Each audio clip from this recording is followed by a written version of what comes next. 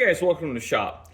Today I want to talk a little bit about different kinds of end mills. Now, we have a decent variety here. We have a 6 flute, we've got a very generic 4 flute, we've got a high helix 4 flute, I've got a 3 flute for cutting aluminum, I've got a 4 flute rougher, and I've got a 2 flute here. Now, basically in simple terms, when we were looking historically, and by historically I mean really until the last 25, 30 years, a really safe rule of thumb was 2 flute for aluminum and slotting and 4 flute for basically everything else. Now, that's an extremely generic rule. It's painting with a very broad brush, and it's not entirely true. I use 4 flute end mills actually in aluminum because I simply don't have the RPM to take advantage of really the theoretical maximum surface speed on things, and I can still get a pretty steady chip load on there. And 2 flute end mills do work very well in aluminum, but you still don't get a good surface finish. And I'm a huge fan of these 3 flutes. This one's actually high-speed steel. A friend gave this to me. I've never heard of the company before, and I really can't speak to its performance because I haven't used it yet. But it's got some characteristics of a roughing end mill in that it has chip splitters. Focus. So if you see those chip splitters in there, so this isn't a full-blown roughing end mill, but it should really get a very good material removal rate for high-speed steel in aluminum. And one of the advantages to having a smaller number of flutes is you just have a much larger gullet. Now, the downside to 2 flutes and why I personally don't use them a lot is they're just really easy to overfeed and break. Now, a lot of that is because I almost exclusively work in steel, primarily 4140. So for me, I need tools that are really optimized for that. And quite frankly, on manual machines, your generic 4 flute carbide end mill actually works pretty well. There are some disadvantages to them in that they don't really work great for slotting. But you can get around it. So if I'm cutting a 1/2-inch slot, I'll just drill a 1/2-inch hole at each end, and I'll come down and I'll slot with a 3/8, and then I'll step over and climb to clean up, and then climb to clean up. Or if I have again that hole at each end, I can actually just do it with a 4 flute conventionally, a 1/2-inch. And I will cut a little bit oversized, but for a lot of applications, it's really irrelevant if I cut a slot a few thousandths oversized. And we'll look at, I've talked about roughing and high helix. Now, high helix gives you a very good surface finish. And, the webs on them are a little thicker. This one's been pretty coarsely reground. I'm only doing it on a surface grinder. And I just automatically assume that once I regrind this, they're going to be absolutely worthless for plunge milling. So I don't even try and make them center cutting. I just get them to clean up so I can side mill with them. Because it doesn't really matter what this was for. I'm going to use it for roughing, and I'll finish with a fresh end mill. That's just kind of how I do it. Is it the best way? Not really, but it's a cheap way to do it because in my shop, machining really is secondary, and most of the material removal I do is for fixtures and projects around the shop where I'm doing them in my downtime anyway. So maximum productivity is less important than doing it cost effectively. Because there comes a certain point where if I'm spending too much on tooling to make stuff for the shop, I might as well have just bought it. Now, that, again, that whole separate conversation, but I like these high helix because you do get a really good surface finish with them.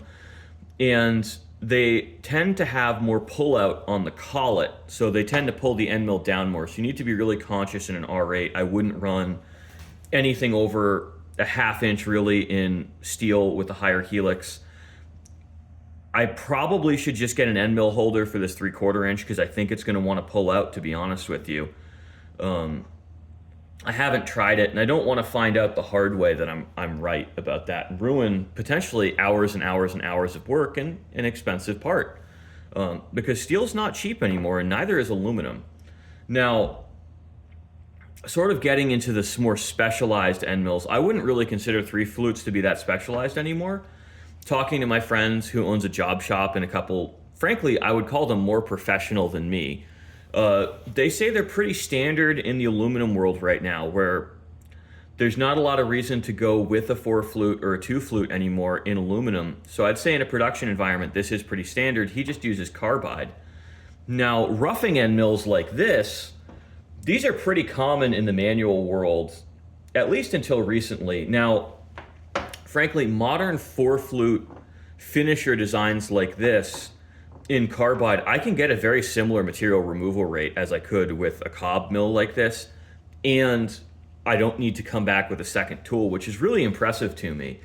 The advances in grinding we've had in the last 20 years, I think, really can't be understated and underestimated in just how valuable they are and how much more performance we're able to get out of pretty generic tools.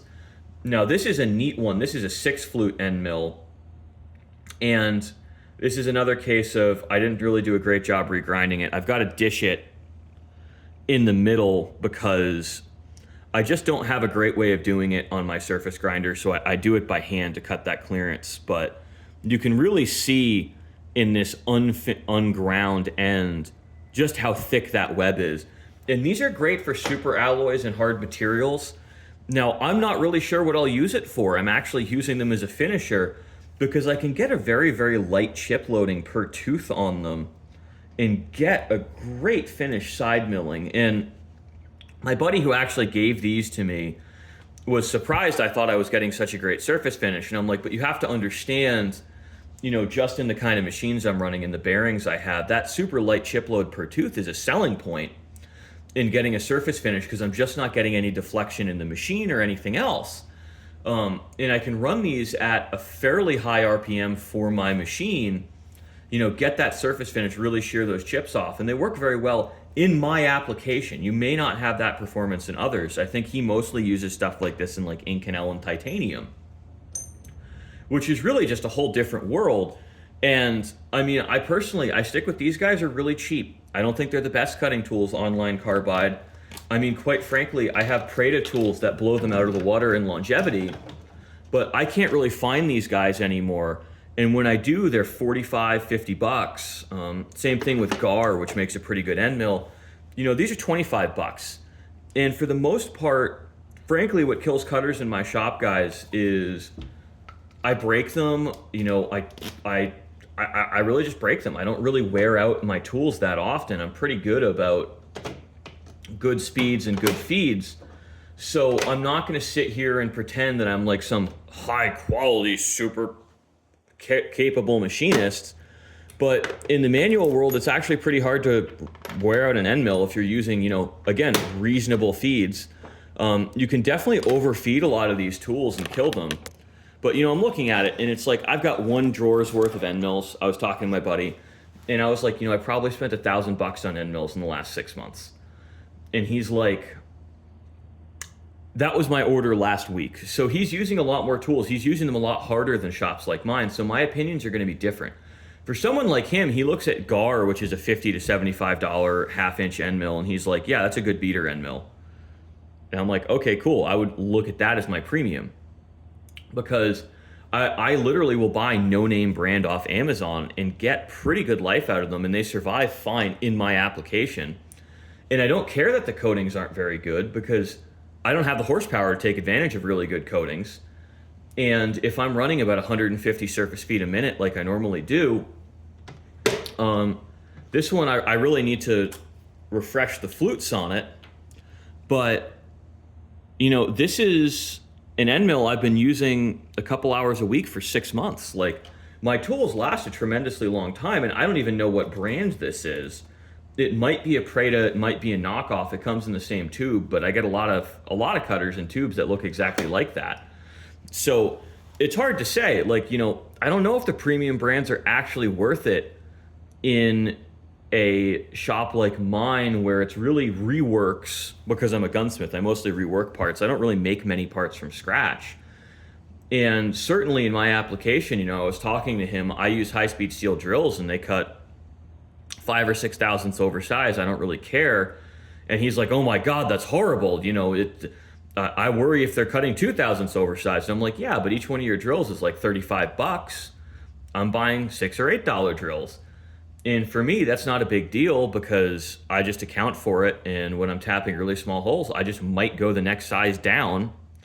And if I check with a pin gauge, oh, I'm exactly where I need to be. No big deal. I just account for it. And, that different philosophy, I think, really stems from a different style of work where I'm really just doing very, very low production. And high quality cutters are less important to my productivity than good planning and good execution. And I mean, I'm like 80 to 90% setup time, 10 to 20% machine time running. And, shops that are using super high quality tools, at least relative to what I am, they're like 80% machine time and like, 10% setup time. So it really is a completely different paradigm in how things work. And I think that's also important for him to understand when he's talking to me, because he questions a lot of my decisions. And I'm like, well, dude, you got to think about the context I'm working in. And he's like, I guess, but I just can't get over it because I've always had a tooling budget. I've always been able to buy really good cutters. And I'm like, well, I don't, so I got to live with it. And that's just, again, like there's just the whole different worlds you can live in. So I hope this was kind of a nice high level overview, just looking at different kinds of cutters, because I don't really even feel comfortable getting into coatings because, I mean, basically I almost exclusively use aluminum carbonitride, and I use bare end mills for aluminum because all of these coatings are stickier and the aluminum likes to stick to them, but it's better when you're working in steel. So all my cutters I know I'm planning on using in aluminum are bare, just for that reason. So I've got a bunch of bare 2-flute carbide end mills that I use, and I regrind the shit out of these. I don't do a great job on them. Honestly, I'm pretty lazy about it, but the thing is, they're fine for side milling, and I have enough good fresh 2-flutes that I can do plunging if I need to. But when you think about it, there's a reason that non-setter cutting end mills are still common and still sold. It's because they're a little cheaper to grind, and you really don't actually need a center cutting end mill most of the time. They're just convenient to have when you do need them. And there are applications, and I can probably talk about, getting the most life out of your end mills in a separate video. But plunge milling is very efficient, and I use it a lot. Where if I'll actually plunge mill slots instead of just normally slotting them. And I tend to get very, very good life out of my tools because, you're taking off a little bit at a time, and the tools can actually run pretty cool. So thanks for watching, guys. I hope you enjoyed the video. I hope it was a little bit informative and at least gets you guys thinking about some good, good step processes and good steps for your home shop.